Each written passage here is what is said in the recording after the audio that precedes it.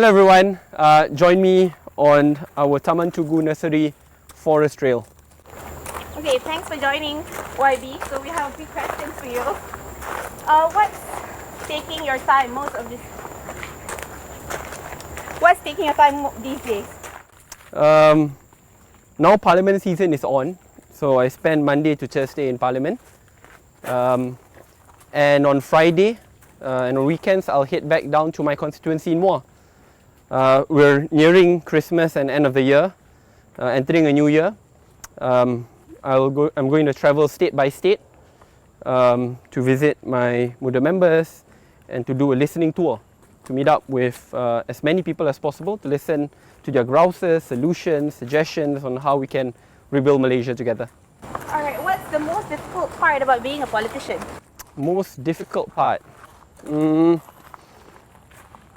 I think in a way, once you are in politics, there will need to be a lot of sacrifices. Whether it's personal sacrifices, you have to trade off your privacy. However, I think in the end, when the heart is in the right place, all will go well. Whatever sacrifice you make, but if you believe in the cause which you are in, then all will go well. I think we have to walk this way, not this way, jalan lain. Okay, alright, let's go that side. Okay. Number 2. How did you feel? How did you truly feel when the Sheraton move happened? It was truly a painful experience because, to be honest, we didn't expect that level of betrayal. The people's mandate, democracy, public institutions should be safeguarded, not traded off for political power and personal interests.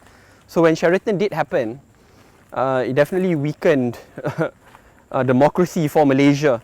And I felt truly disappointed, sad, pissed off, angered. But that is Malaysia, right? You don't expect a perfect system of democracy today. Malaysia is a work in progress. And that no matter what barriers come our way, we'll keep on marching forward. No matter how many more Sheratons may come, or no matter how many walls will be erected in front of us, we take a sledgehammer and we'll break it down. Because in the end, we must be resolved in moving Malaysia forward. And do you think we have, democratically matured from the event itself? I think so.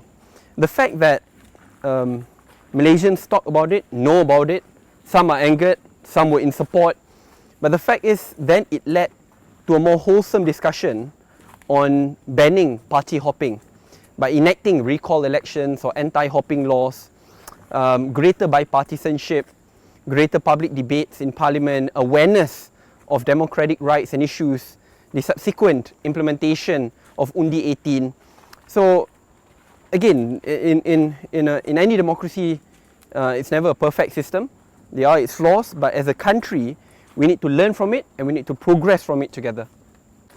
Okay, so what did you feel when you were terminated as a Bersatu member and Armada chief? Because you were one of the founding members, you know. So did it strike a real chord in your soul or in your heart? It was tough because Bersatu was my first ever party. And it was a party in which I was a co-founder.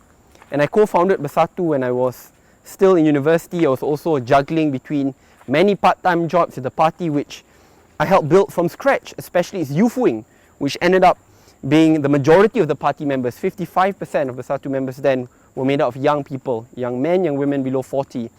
So when I was subsequently expelled from Bersatu for rejecting the Sheraton move, for rejecting people who jump, who could compromise their principles for power and personal interest, it was definitely painful because it's basically losing the party which I helped co-founded and built from scratch. However, life continues. I'm very glad that I'm with Muda today. I believe in a truly multiracial, moderate, policy-driven Malaysia in which decision-making is based on science and data and a lot more interesting public policy discussions and debates instead of only moving back on issues of race and religion, especially among those who seek to divide Malaysians. So Bersatu is done. I wish them all the best. I'm here to build a new future. Okay, talking about Muda, right? What did you what does the existing political parties lack that made you establish Muda instead of joining the youth wing of other parties? Yeah. But I believe that young people, women should not be limited to respective party wings. Sayap Muda, Sayap Wanita, Sayap Putri. In reality, especially in today's democracy, you can be young and you can be the top leader. You can also be old and also the top leader. You can have a president of a party who's a lady who should not be confined to any women's wing or youth wing. But above and beyond that, I think Malaysian politics require a strong level of disruption, where we focus a lot more on ideas, principles, on overhauling Malaysian democracy, empowering our democratic institutions, weakening the hands of politicians and political parties, overhauling the way how we run business. No more direct negos, more open tender, more transparency, data transparency, media freedom, and pursuing data-based policies or policy-based politics to ensure that that we're able to create many good-paying jobs, that we're able to overhaul our education system so that it works for all, and that in the end we get to provide good quality jobs via a good quality education for all Malaysians, whether they are rich, young, old, poor, everywhere. And that's the aim of Muda. Alright, okay, this could be a funny question, you know, but like, what is an embarrassing moment in Malaysian politics for you?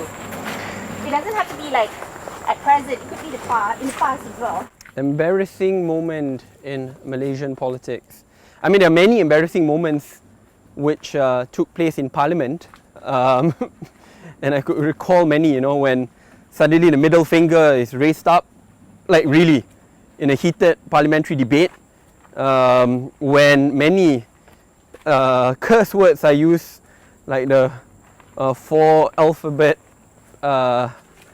word, which starts with an F. So there are many embarrassing things which take place in Parliament. But the beauty is now, voters, the rakyat, can see what transpires in Parliament quite openly. So when they can see everything which takes place live on their laptop, smartphones, television, then voters will judge those who actually fight for the people and those who do it for their own personal interests. It's funny you talk about like watching Parliament live, right? Do you think people are more aware, are more politically conscious since we were able to watch it on various platforms now? Of course, and that's where I need to compliment the role of the media. Having Parliament debate streamed live, not just on RTM but also on many social media channels, provide greater understanding of the inner workings of Malaysian democracy. That's where you see whether your member of Parliament even bothered to attend Parliament or will keep on skipping Parliament. That's where you'll see whether they speak up on the issues which are closest to your heart. That's when you know the quality of the debates which take place, the quality of solutions which are proposed, who are the ones who actually fight for the people and those who don't. So, in order for us to get a mature democracy, it's important to ensure that we have informed voters, and the media plays a role in ensuring that takes place. Okay, give us the last question. Give us your best "I have a dream" speech to end this session. Sure. I have a dream to build a Malaysia where all Malaysians are proud to call this beautiful, blessed land home. A home in which will provide shelter to all Malaysians regardless of race and religion. A home in which every Malaysian will get a dignified job, a dignified way of living, good quality jobs. Their children will get the best of education, if not one of the best in the regions. A country in which all Malaysians could build and partake in the building process together, where no one will be left behind regardless of your ethnicity, religion, whether you're young or old, as long as you are born a Malaysian. It is a Malaysian in which our hopes and dreams and future are interconnected to one another, and when that dream is interconnected to one another, we know that the suffering of our brothers and sisters is similar to our suffering, and the success of our brothers and sisters is shared collectively together. So that is a Malaysia in which I really do want to build, and a dream of mine, which may take time, but it is ultimately worth it. A Malaysian dream for all Malaysians, in which we could call our home, our Malaysia, proudly, together forever. Alright, thank you so much. Thank you very much Sinar Daily. Bawa kawan-kawan to Taman Tugu again and see you again soon.